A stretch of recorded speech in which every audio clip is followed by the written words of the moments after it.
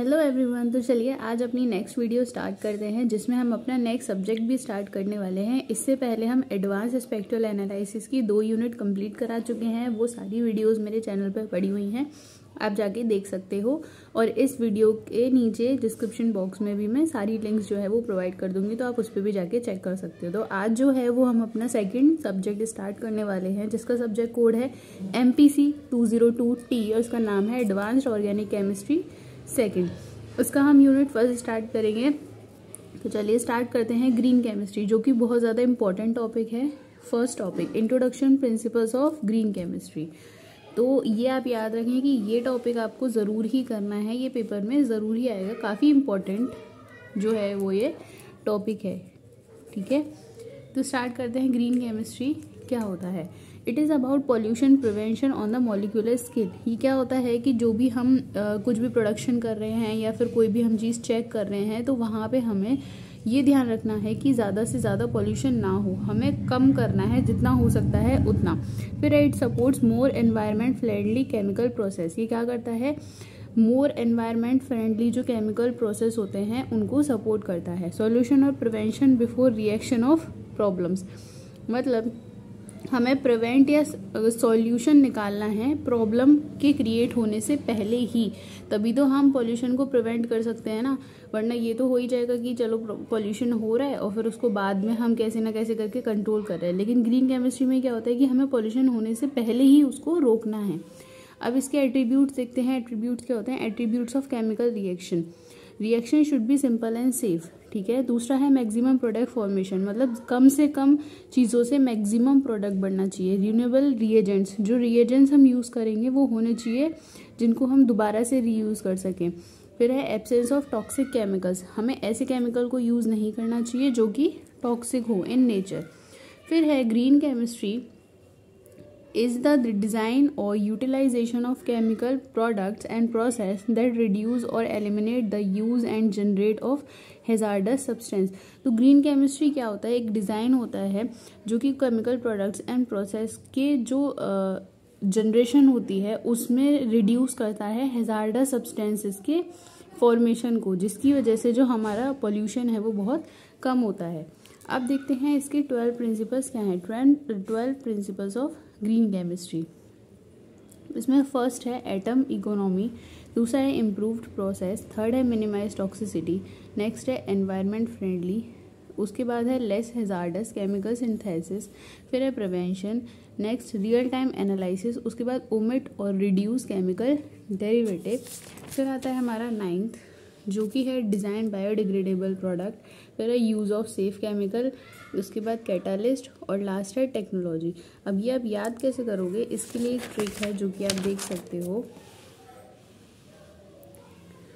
ये इसमें आपको कैसे याद करना है, जैसे कि aim to environmental friendly less hazardous product. यहाँ पे मैंने पूरा नहीं लिखा है लेकिन आप लिख सकते हो aim to environment friendly less hazardous product. तो ये कैसे हो गया? A for atom economy, I for improve process, M for minimise toxicity और 2 तो हमारा हमने इस सेंटेंस को बनाने के लिए लगाया है, तो इसको हम नहीं मानेंगे, लेकिन आपको याद करने के लिए इसको लिख सकते हो। ई से एनवायरमेंटल फ्रेंडली, लेस से लेस हैजार्डस, पी से प्रिवेंशन, आर से रियल टाइम एनालिसिस, ओ से ओमिट और रिड्यूस और डी से होगा हमारा डिज़ाइन बायोडिग्रेडेबल प्रोडक्ट, फिर यू से हो गया हमारा यूज़ ऑफ सेफ केमिकल, सी से हो गया कैटालिस्ट और टी से हो गया टेक्नोलॉजी। तो ये हमारे जितने भी फर्स्ट लेटर हैं इनसे आप प्रीफिक्स की तरह इसको यूज़ करके ये सारे जो 12 के 12 प्रिंसिपल हैं उनको याद कर सकते हैं, ठीक है। ये हमारी ट्रिक हो गई। अब इनके अंदर हम थोड़ा देख लेते हैं कि हमें पेपर में क्या लिखना है। पहला है atom economy. It includes maximum product formation by reactant. तो रिएक्टेंट से हमें ज़्यादा से ज़्यादा प्रोडक्ट जो है उसका फॉर्मेशन करना है, ठीक है। रिएक्टेंट से हमें क्या बनाना है? Maximum product. इसका फॉर्मूला क्या है? Percent atom economy is equals to formula weight of desired product upon formula weight of all reactants into 100। फिर है दूसरा इम्प्रूव्ड प्रोसेस। इसमें क्या है? Selection of renewable feed stocks और raw material as a starting material. तो हमें कैसे जो रिएजेंट्स हैं या फिर प्रोडक्ट हैं वो कैसे यूज़ करने हैं रीन्यूएबल, ठीक है, ताकि जिसकी वजह से जो है पोल्यूशन वो बहुत कम हो। फिर है मिनिमाइज टॉक्सिसिटी। तो हमें जितना हो सकता है उतना टॉक्सिसिटी को मिनिमाइज करना है। Minimize toxicity by design safer chemicals. इसका एग्जांपल लिख सकते हैं, in hydrofluorocarbon chlorine group is substituted by hydrogen which reduces ozone layer depletion.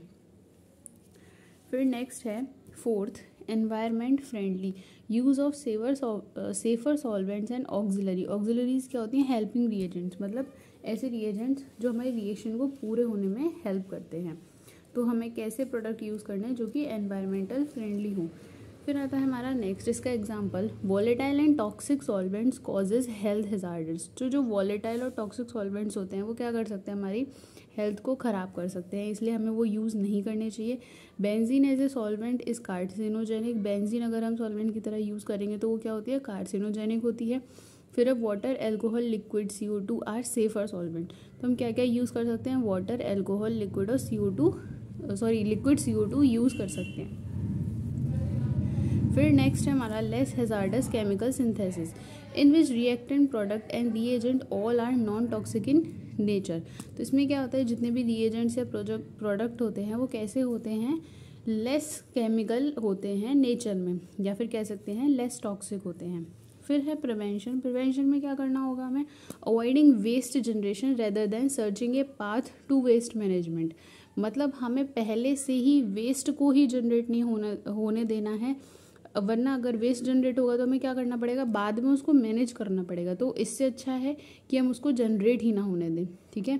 It is the main principle of green chemistry. फिर है रियल टाइम एनालिसिस। इसमें क्या करना है? Use of suitable analysis in process monitoring and prevention of hazards substance. तो हमें अच्छे से एनालाइज करना है कि ज़्यादा से ज़्यादा हैजार्डस सब्सटेंस जो हैं वो ना ही बने, प्रिवेंट करना है अच्छे से। फिर है ओमिट और reduce chemical derivative. We should use the process which avoid extra steps and extra reagents. तो हमें कैसे स्टेप्स को फॉलो करना है जिनमें हमारे जो स्टेप हैं वो बहुत कम लगें, और अगर स्टेप कम होगा तो हमारे रिएजेंट भी कम यूज़ होंगे, जिसकी वजह से जो हैजार्डस सब्सटेंसेस हैं वो बहुत कम बनेंगे। फिर है design biodegradable product. Product should be biodegradable so that it will be helpful in reducing toxicity. तो प्रोडक्ट कैसा होना चाहिए? बायोडिग्रेडेबल होना चाहिए, जिसकी वजह से जो टॉक्सिसिटी है वो क्या होगी? रिड्यूस होगी। फिर नेक्स्ट है हमारा इसका example, use of green plastic in place of non biodegradable plastic, use of di acyl hydrazine in place of DDT, ठीक है। तो ये हम एग्जाम्पल में लिख सकते हैं। फिर नेक्स्ट हमारा यूज़ ऑफ सेफर केमिकल्स। तो इसमें क्या आएगा? They should not cause any explosion और फायर और release of toxic chemicals in case of accident. तो केमिकल कैसे होने चाहिए? जो एक्सप्लोजन ना करें, फायर ना करें, या फिर कोई भी ऐसा टॉक्सिक केमिकल रिलीज ना करें, ठीक है, अगर कोई भी एक्सीडेंट होता है, बाई चांस अगर कोई एक्सीडेंट होता है तो। फिर हमारा कैटालिस्ट। कैटालिस्ट में देख लेते हैं, use of catalyst increase selective product formation and reduce waste. तो कैटालिस्ट क्या करेंगे? हमारे जो प्रोडक्ट फॉर्मेशन है उसको इंक्रीज कर देगा और जो वेस्ट है उसको रिड्यूस कर देगा। फिर है टेक्नोलॉजी। टेक्नोलॉजी में क्या है? It help of increase in energy efficiency. तो ये क्या करेगा? एनर्जी एफिशिएंसी को इंक्रीज करेगा। Example, high temperature process can be done at room temperature and pressure. तो ये आपका ग्रीन केमिस्ट्री कंप्लीट होता है।